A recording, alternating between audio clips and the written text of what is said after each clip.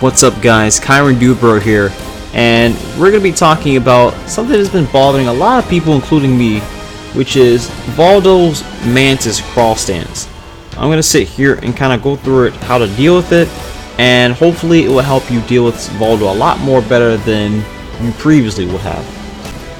Now for starters, the first thing I want to talk about is there's two versions of the mantis crawl. There's one when he's facing directly in front of you with his legs pointing your direction, and then there is one when he is back turned and his arms are facing towards you. They're different in their own ways. For starters, if his legs are facing towards you, it's a special mid property. That being said, it means that you can be blocked crouching and block standing as well. While the one where he is facing the other direction, when his arms is facing towards you, that version is different. It's actually a low. And because of such, if you don't block it correctly, if you just stand block, that will happen. And Jesus fucking gormless. Yeah, it's a low. So you have to identify which side he is and block accordingly. Now to get started, mantis crawl itself is actually pretty unsafe. The move by itself, mind you. For example, if he were to try to block, nothing. I can get a full-blown launcher off of that. Then he has one where he sidesteps, and then there's one where he can do guard impact. All of them can be annoying in its own right, and there's even one where he just keeps moving towards you. One way you can deal with it is if you have a 14 frame kick that goes mid, you can stop most of his options, his movement options I want to say. So if you don't want to go for the launcher and you want to go for something safe, that's one way to go. Same way if he was sidestepping, like right here. Whoop, wrong move. Like that. And it even goes both ways, depending on your character, that is. And for GI, your best bet is you will have to bait it out.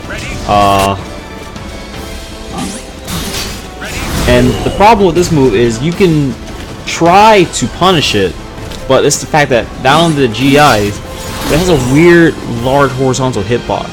So your best bet is just to really wait or to respect it. I usually respect it, mainly because of the fact that there's times when I'm sidestepping and it hits and sometimes it doesn't.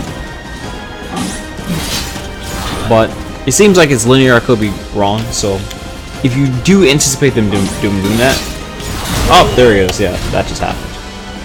So I usually don't attack because of that reason.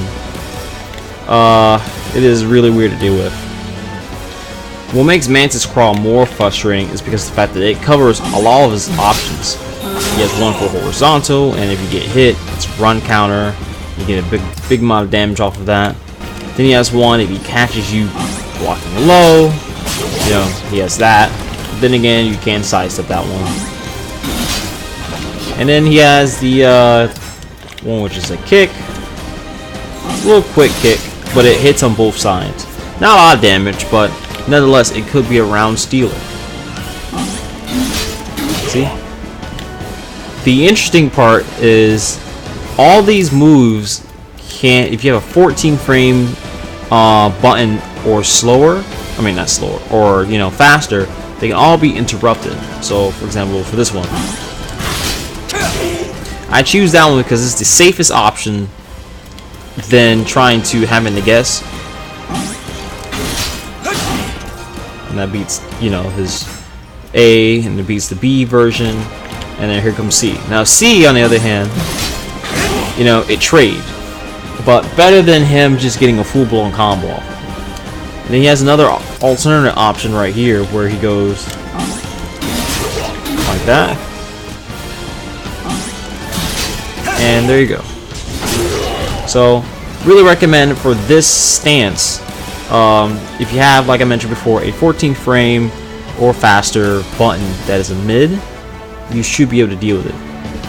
The GI one, where he gets into the stance and does, you know, hump thrust, it crushes mids, surprisingly, mids and highs. So that's another reason why I just don't challenge it. I just let it be. One other interesting thing about this move is this one actually I believe it recovers faster than the backwards version. I could be wrong, but you know, there is no frame data that's released publicly except for PC user with the frame bot, unfortunately, so I can only go by theory. But let's move on to the other version, shall we? Well, now, shoot. Like I mentioned before, when he's backwards, on the other hand, this becomes a low, and then Jesus gets like becomes a mess if you get hit by it. Interesting enough, unlike him facing forward towards you, when he is facing backwards, his other